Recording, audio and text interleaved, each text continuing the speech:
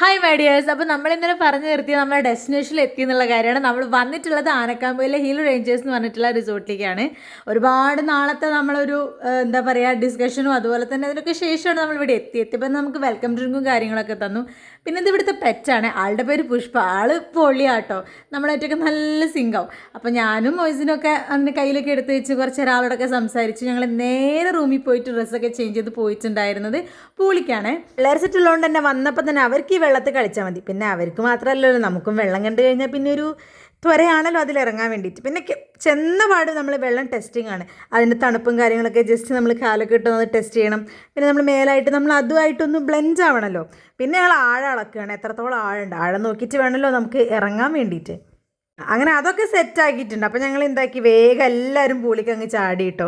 പിന്നെ ഞാൻ കുറച്ച് നേരം ഇവന് കമ്പനി കൊടുത്തു. ഇവൻ്റെ കൂടെയും കുറച്ച് നേരം അവിടെ ഇരുന്ന കുട്ടികളുടെ കുഞ്ഞു പൂളില്ലേ, കുഞ്ഞ് നമ്മളെ സൈഡ് ചെയ്യുന്ന അവിടുന്ന് അവൻ്റെ കൂടെയും കുറച്ച് നേരം കളിച്ച്. പിന്നെ ഞങ്ങളിത് അവിടുന്ന് തുള്ളിക്കളിക്കുന്ന കുഞ്ഞു പുഴുക്കളെ പോലെ, വെള്ളാദ്യമായിട്ട് കണ്ടിട്ടുള്ള മക്കളെ പോലെയാണ് ഇവിടുന്ന് കളിക്കുന്നത്.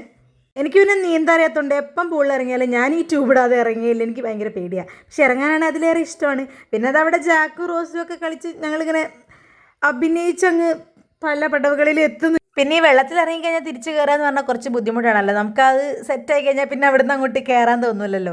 അങ്ങനെ ടൈം പോയതും ഞങ്ങൾ അറിഞ്ഞില്ല. ഫുഡ് കഴിക്കാനുള്ള സമയം ആയിട്ടുണ്ടായിരുന്നു. അങ്ങനെ ഞങ്ങൾ വേഗം അവിടെ നിന്ന് ഇറങ്ങി ഡ്രസ്സൊക്കെ ചേഞ്ച് ചെയ്ത് ഫുഡൊക്കെ കഴിക്കാൻ വേണ്ടിയിട്ട് പോയി. അപ്പം ഇന്നത്തെ വിശേഷങ്ങൾ ഇത്രയേ ഉള്ളൂ. ബാക്കി നമുക്ക് പതിയെ പതിയെ പറയാം. അപ്പോൾ എൻ്റെ ചാനൽ ആദ്യമായിട്ട് കാണുന്നവരാണെങ്കിൽ ഒന്ന് സബ്സ്ക്രൈബ് ചെയ്ത് സപ്പോർട്ട് ചെയ്യും. ഇന്നത്തേക്ക് അതിലുള്ള ബൈ ബൈ.